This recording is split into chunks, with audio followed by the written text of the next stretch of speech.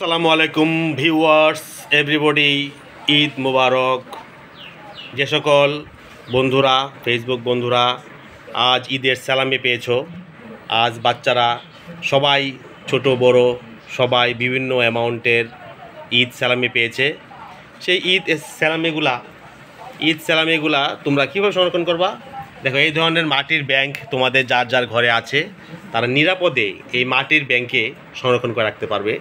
এবং এই আধুনিক এই যে ঘরের ব্যাংক টিন দিয়ে তৈরি, এগুলো কিনতে পাওয়া যায়, এগুলোতেও তোমরা সংরক্ষণ করে রাখতে পারো। বাংলাদেশ ব্যাংক, সুইস ব্যাংক, যত ব্যাংক বলো তোমরা ইদানিং শুনেছো ব্যাংকের টাকা পয়সা বিভিন্ন লুটপাট হয়েছে, পাচার হয়েছে। অতএব ব্যাংকের টাকা পয়সা রাখা যারা ঝুঁকিপূর্ণ মনে করো তারা সবাই প্রত্যেকেই এই মাটির ব্যাংক ঘরে রাখবে। এই মাটির ব্যাংকে যার যার টাকা রাখবে, এখানে লুটের কোনো ঝামেলা নাই, চুরি হওয়া যাওয়ার কোনো ঝামেলা নাই। মাটির ব্যাংকে টাকা জমা করবে অথবা এই ধরনের ব্যাংকে টাকা জমা করবে তোমাদের স্যালামের টাকাগুলো, এবং যখন তোমাদের মন চাইবে তখনই তোমরা উত্তোলন করে তোমরা এইটা খরচ করতে পারবে। চিপস, চকলেট, আইসক্রিম, ঠান্ডা, যা যেটা খেতে মন চায় সেটাই খেতে পারবে।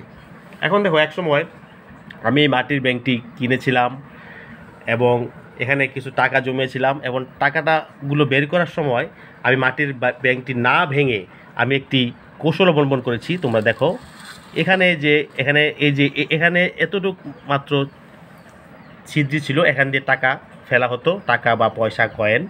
তারপর মাটির ব্যাংক না ভেঙে আমি এই ছিদ্রটা একটু বড় করে ভেঙে নিয়ে এখান দিয়ে আমি টাকা এবং পয়সা বের করেছিলাম। এখন এটা আবার আমি এই স্কচ টেপ দিয়ে এইভাবে লাগিয়ে রেখেছি। এখন কিন্তু এই ব্যাংকে কোনো টাকা নেই, জিরো অ্যামাউন্ট। এই ব্যাংকের টাকা কিন্তু তোমরা ভেবো না এটা লুট হয়ে গেছে, পাচার হয়ে গেছে, তা নয়। এটার ব্যাংকের টাকা আমি একসময় বের করে রেখেছিলাম, কিন্তু ব্যাংকটা আমি এখনও সংরক্ষণ করে রেখেছি। এটি একটি প্রাচীন ঐতিহ্য। এই ধরনের ব্যাংক অনেকের ঘরে হয়তো আছে, অনেক হয়তো নতুন দেখেছো। আর এখন আধুনিক ব্যাংক বিভিন্ন স্টোরে, শোরুমে তোমরা দেখতে পাবা। ঘরের ব্যাংক, বিভিন্ন রকমের ব্যাংক আছে, তালার সিস্টেম দেওয়া আছে।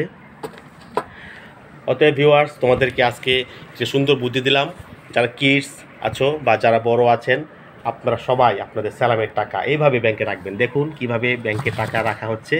এই যে একজন তার সালামের টাকা ব্যাংকে রাখছে, এই রেখে দিল। আরেকজন দেখেন তার ব্যাংকের সালামের টাকা রাখছে।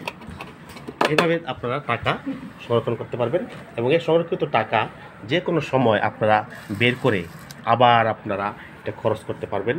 তো ভিউয়ার্স, মাটির ব্যাংক, এই ঘর ব্যাংক যারা দেখলেন তারা কমেন্ট করুন কারা এই ধরনের ব্যাংকে টাকা জমা রাখতে চান। এই সকল ব্যাংকে টাকা জমা রাখলে আপনার টাকা লুট হওয়া বা পাচার হওয়ার সম্ভাবনা থাকবে না। আপনারা ভালো থাকুন। আবারও ঈদ মোবারক জানিয়ে আমাদের এই ছোট্ট ভিডিও এখানেই সমাপ্ত করছি।